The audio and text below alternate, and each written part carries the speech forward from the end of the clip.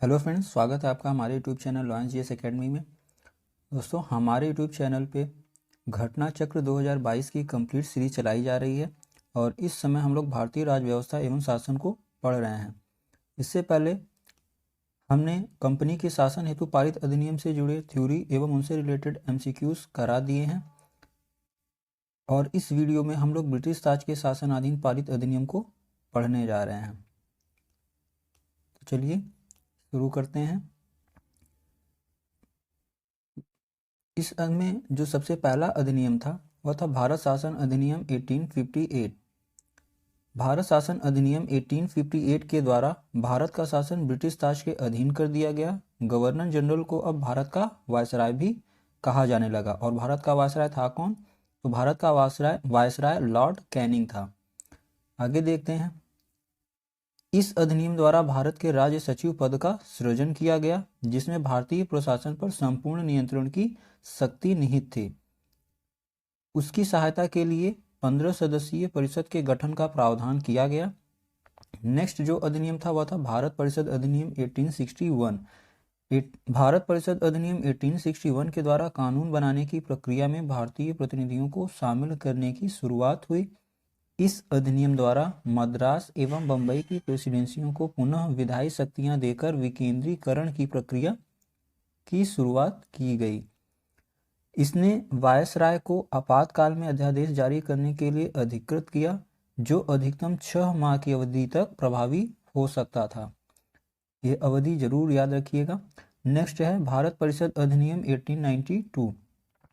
भारत परिषद अधिनियम 1892 के माध्यम से केंद्रीय और प्रांतीय विधान परिषदों में अतिरिक्त गैर सरकारी सदस्यों की संख्या बढ़ा दी गई। केंद्रीय विधान परिषद के भारतीय सदस्यों को वार्षिक बजट पर बहस करने तथा सरकार से 6 दिन की पूर्व नोटिस पर प्रश्न पूछने का अधिकार भी दिया गया, परंतु पूरक प्रश्न पूछने तथा मतदान का अधिकार नहीं था।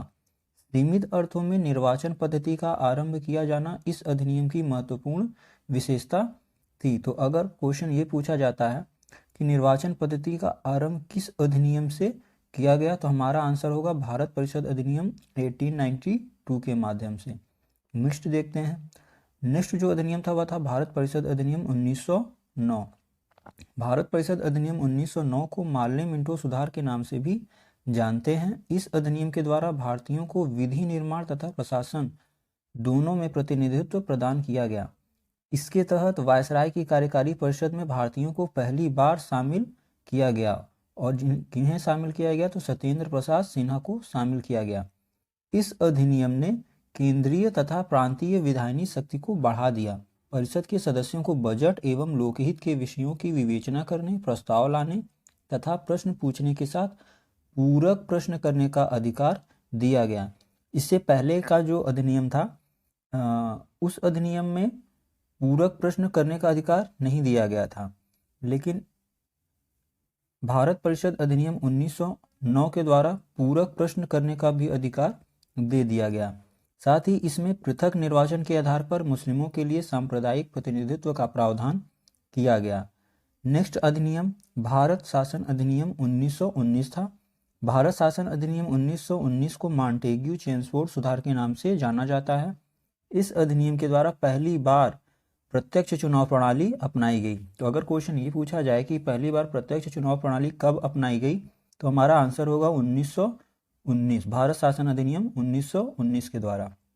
आगे देखते हैं। सांप्रदायिक आधार पर निर्वाचन प्रणाली का विस्तार करते हुए इसे सिखों, भारतीय ईसाइयों, आंग्ल भारतीयों तथा यूरोपियों के लिए भी लागू कर दिया गया।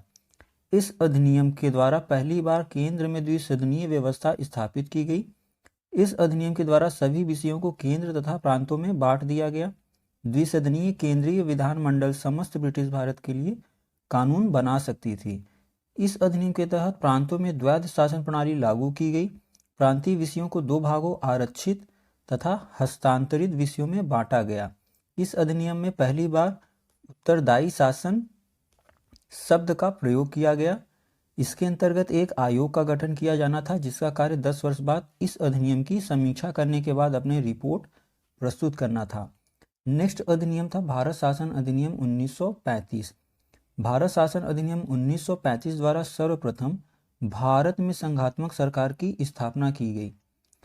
काफ़ी बार क्वेश्चन पूछा गया है कि भारत में संघात्मक सरकार की स्थापना किस अधिनियम के द्वारा किया गया था? तो हमारा आंसर होगा भारत शासन अधिनियम 1935 के द्वारा। आगे देखते हैं, इस अधिनियम के द्वारा प्रांतों में द्वैध शासन समाप्त करके केंद्र में द्वैध शासन प्रणाली लागू की गई। भारत में मुद्रा एवं साख पर नियंत्रण के लिए भारतीय रिजर्व बैंक की स्थापना की गई। ये भी काफ़ी इंपॉर्टेंट लाइन है। सांप्रदायिक निर्वाचन प्रणाली का विस्तार करते हुए दलित जातियों, महिलाओं और श्रमिकों को इसमें सम्मिलित किया गया। इस अधिनियम के तहत वर्ष 1937 में संघीय न्यायालय की स्थापना की गई। तो अगर हमारा ये क्वेश्चन बनता है कि संघीय न्यायालय की स्थापना कब की गई, तो हमारा आंसर होगा 1937 में। आगे देखते हैं, इस अधिनियम के द्वारा बर्मा को ब्रिटिश भारत से अलग कर दिया गया तथा 2 नए प्रांतों सिंध और उड़ीसा का निर्माण हुआ। इसके तहत कुछ प्रांतों में द्विसदनात्मक व्यवस्था की गई। भारतीय स्वतंत्रता अधिनियम 1947 ने 15 अगस्त 1947 को भारत को स्वतंत्र एवं संप्रभु राष्ट्र घोषित किया। इसने वायसराय का पद समाप्त कर दोनों डोमिनियन राज्यों में गवर्नर जनरल का पद सृजित किया। इसके अंतर्गत ब्रिटिश शाही उपाधि से भारत का सम्राट शब्द समाप्त कर दिया गया। ठीक, तो ब्रिटिश ताज के शासनाधीन पारित अधिनियम से जुड़े जो भी थ्योरीज थे वो इस वीडियो में कंप्लीट होते हैं। इसके बाद नेक्स्ट वीडियो में हम लोग इससे जुड़े जो भी इम्पोर्टेंट क्वेश्चंस हैं उन क्वेश्चंस को देखेंगे। तो अगर आपको हमारी ये वीडियो अच्छी लगी हो तो प्लीज़ इसे लाइक, सब्सक्राइब एंड शेयर जरूर करिएगा। मिलते हैं नेक्स्ट वीडियो में, तब तक के लिए गुड बाय।